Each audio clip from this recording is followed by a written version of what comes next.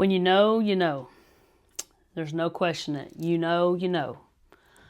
I'm going to share a little bit about my story. Ever since I was a little child, little bitty, I always knew that there was something that was not being told. I always knew that there was something being hidden from me. Always. And I didn't really have a close connection with my dad. With my dad that raised me.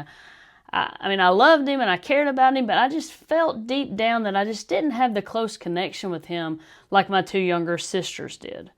And for years, even up into my adult years, I asked myself, is it him? Is it something with him? Is it something with me? Like, what is this? Why do we just not really click? What is this? What is it? And I'd been nudged for quite some time to do my ancestry. And so in November of 2019, I believe. Yeah. November of 2019, Ancestry.com was running their Christmas special, their Black Friday deal. And I ordered it, took the test, and sent it back and got my results a little bit later. And 3 people I closely connected with, like half siblings, half nieces or something like that. Closely related with 3 people.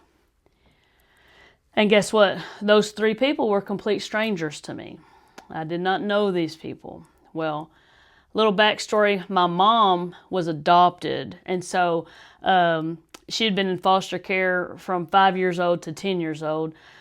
She knew her parents and their names and stuff, but she didn't really know a lot about, distant relatives and stuff. So, of course, I went to my mom. I was like, hey, Mom, you know these 3 people? And she was like, no, but, they could be some of my family, I don't really know because I'm adopted, blah, blah, blah. And it made sense. It made sense. But Vanessa felt something in me. I felt I need to keep searching. I need to keep looking. There's something here, right? And so I reached out to those 3 people on the Ancestry messaging system. Immediately got a response from one of the guys on there. His name's Eric. And as soon as I saw his picture, I felt a connection immediately. I felt a connection with this guy.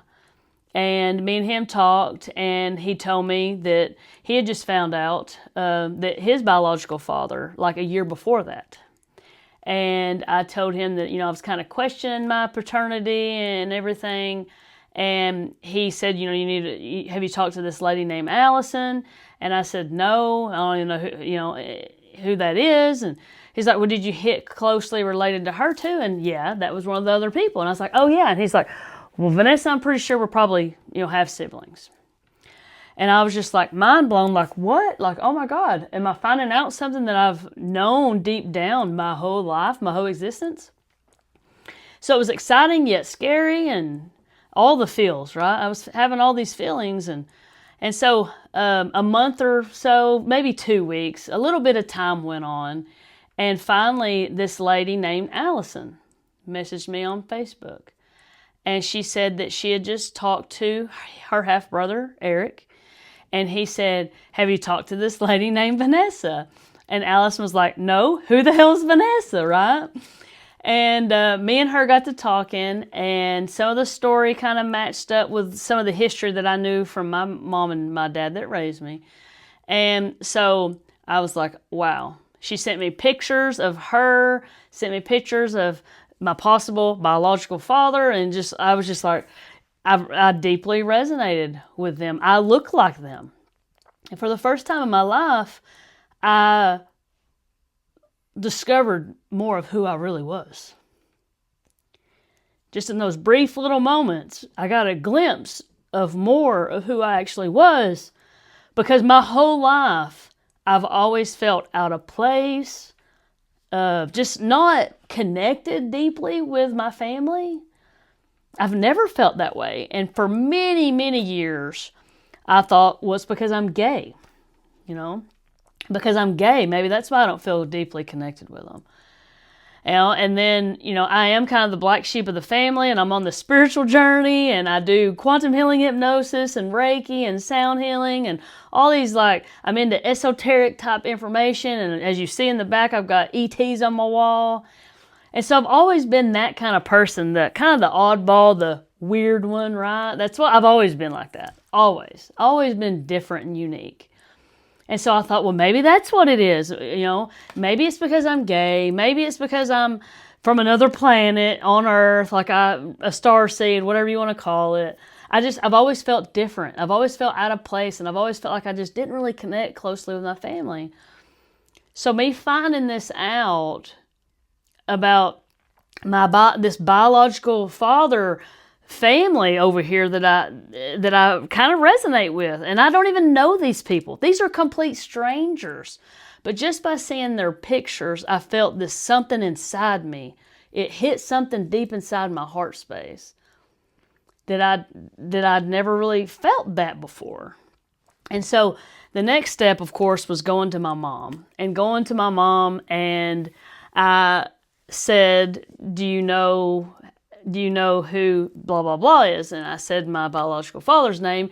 And by my mom's reaction, I knew that she knew. And she was like, where'd you hear that name?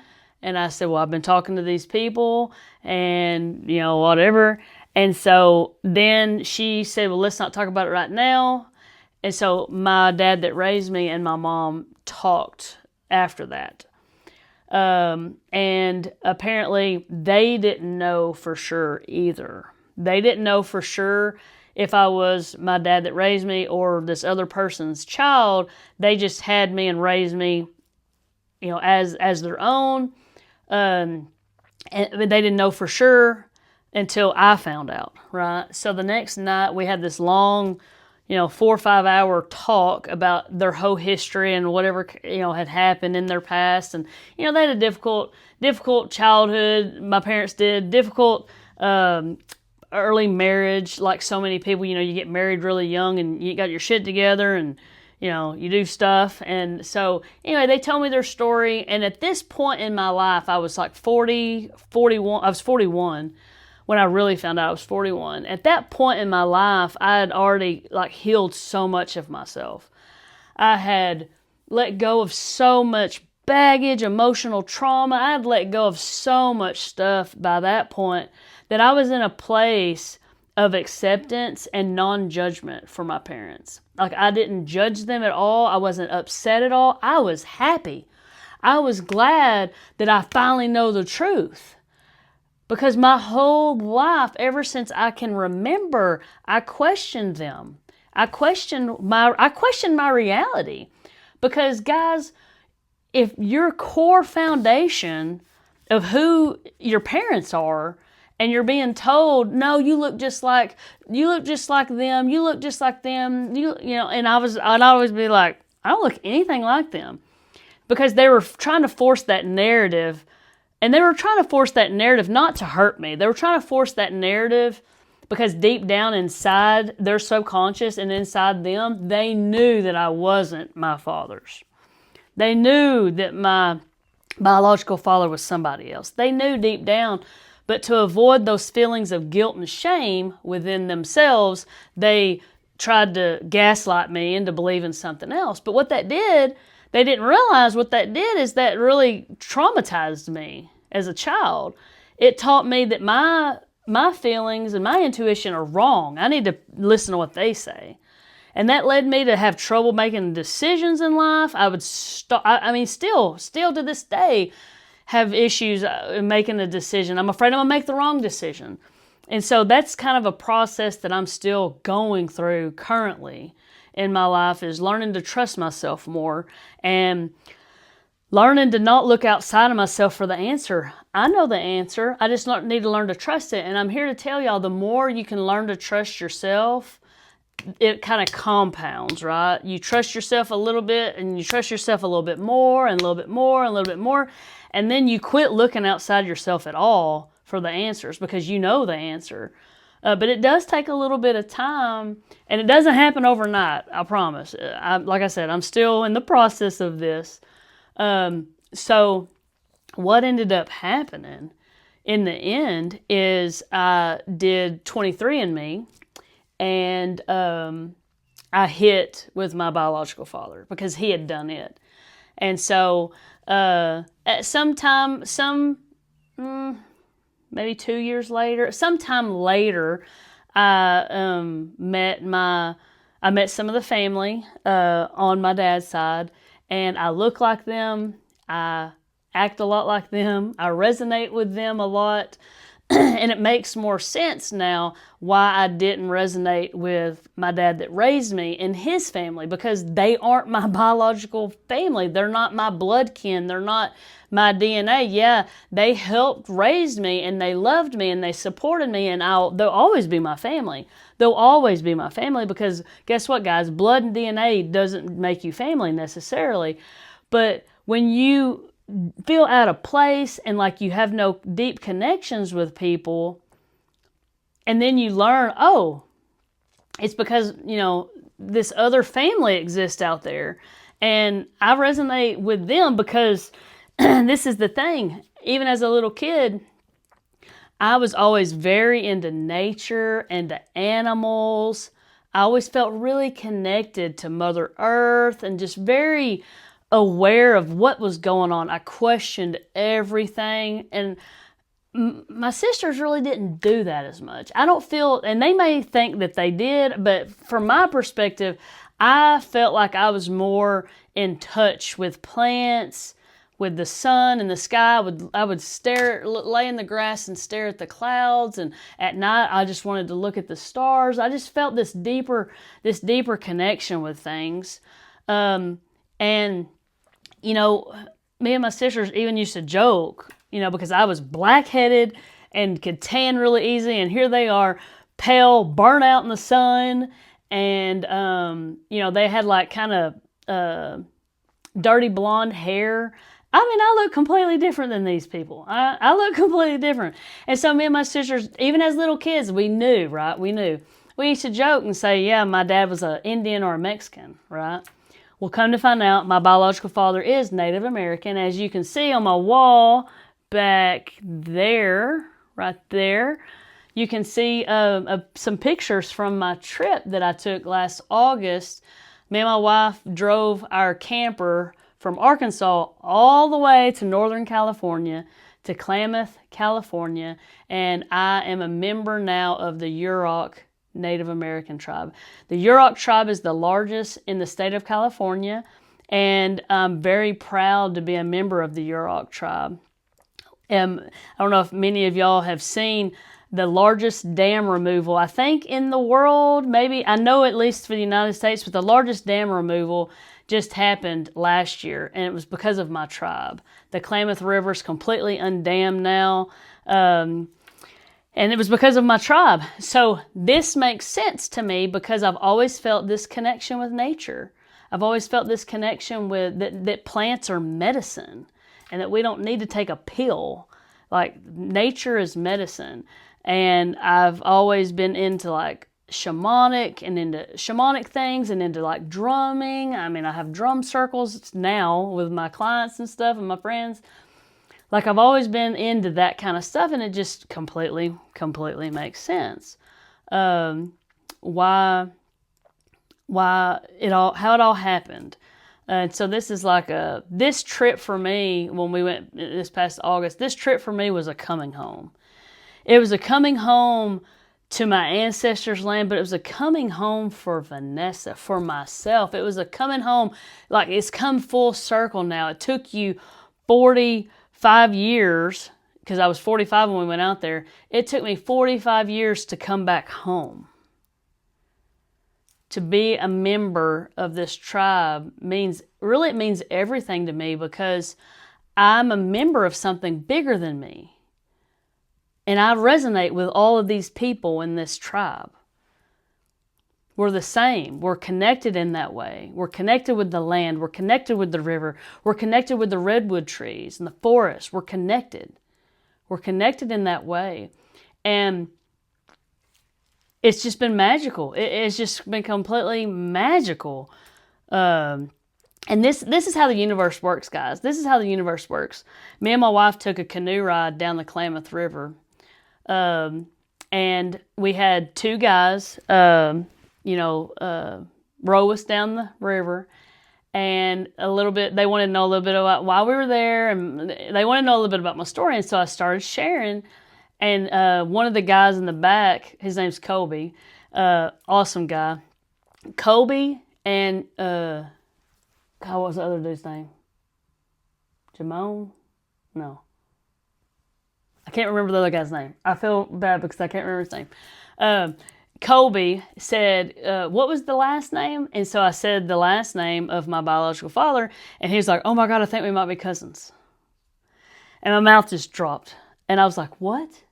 And he's like, yeah, go, when we get back to shore, go to this place on the reservation and ask to speak with this lady. It's my mom, and she'll know if we're related. So me and my wife get back, and we go to the place, and we meet his mom, and I tell her why we're there, and she starts writing down different stuff, different names, and asking me questions. And so while I'm there, y'all, on the reservation, while I'm there, I meet two of my cousins. And I didn't plan for any of that. That's how the universe works. The universe will always bring truth. The truth will always prevail, y'all. No matter what. You can't sweep stuff under the rug nowadays. You can't.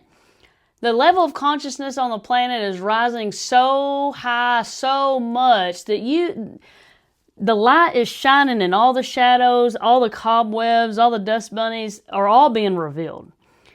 The truth will be revealed no matter what. You don't even have to search for it. It's just going to happen. And that's really, I did some searching with my ancestry and stuff, doing my DNA. I searched in that way, but when we're on this trip, y'all, I didn't plan to meet my two cousins. They just popped up, and then here I am. And so I've got pictures with my two cousins, and that was just magical. Like, you can't even plan for that. That's just how the universe works. And so, yes, learn to always trust yourself. It doesn't matter if you're 2 years old and your parents are telling you something. You know that, the truth. The truth for you, you know. It doesn't matter what anybody else says. This is all about coming back home to yourself. This journey of life, that's really what we're all searching for. We're all searching for ourselves. We're all trying to come back home to ourselves. Because along the way, we've kind of lost ourselves. I know many times in my life, I've felt like I've lost myself. So I've lost myself in relationships. I've lost myself in jobs. I've lost myself to my own doing, and it's all about coming back into wholeness, into harmony, into balance with ourselves. And in order to get to that place, you have to be very honest with yourself. You have to be very honest with yourself. And sometimes that's not the most comfortable thing, is being honest with yourself. I know for me, it hasn't been the most fun. But yeah, I feel like that my story, I needed to kind of get that out there, and maybe that it will help other people if you've had kind of a similar story about your childhood, or finding out that one of your parents isn't your biological parent, or whatever. Maybe my story will kind of help you feel not so alone, that you're not the only one going through this. And it's all about how you look at things, right? Like, I could have beat myself up. I could have beat my mom and dad up and totally hated them for doing this and keeping this from me all these years. I mean, yeah, and that would have been a legit reason to feel the feelings that I would have felt, right? But I was at a point in my life where I knew that those things weren't going to be helpful. It's not going to help my mom and dad heal from this, because this is what this was. It was healing for me, but it was also healing for my parents. It allowed them to know more of the truth too, something that they They say they didn't know for sure, but I think that they subconsciously knew, and they've carried around that guilt of maybe the possibility. They'd carried that around for 60-something years, maybe close to 70 years, y'all. Can you imagine carrying that guilt and that shame, the possibility of all that for 60 and 70 years? That's we don't have to do that. We can let that stuff go. You don't have to carry that around like that. And so I was at that point where I knew this was going to be healing for both of them and healing for me. And so I looked at it in that way. Like, let's heal from this. Let's not create more divide and create more division and make things worse. And, I didn't want it to be like that. So it's all on about how you kind of approach things, right? So anyway, always trust yourself. It doesn't matter what anybody else says. You know. And if you're interested, check out some of my tribe's information. You can just, on YouTube or Google, whatever, Yurok tribe in California, and you can see the undamming of the four dams got removed from the Klamath River, and the Klamath River is flowing freely for the first time in over 100 years, y'all. 100 years. My tribe has been working on this for over 100 years. This is a significant change, and it's a win. It's a win not just for my tribe, but it's a win for the salmon. It's a win for the environment. It's a win for the river. It's a win for the redwood forest. It's a win for Mother Earth, y'all. This is a win. This is a win, y'all. And so if that's something that, you're interested in, there's videos on YouTube. I've watched plenty of them that you can kind of learn more about it. And thank you so much for listening to my story. And like I said, I hope that it may, if it resonates with anybody, I hope that it helps you in some way. Thank you so much. God bless. Much love.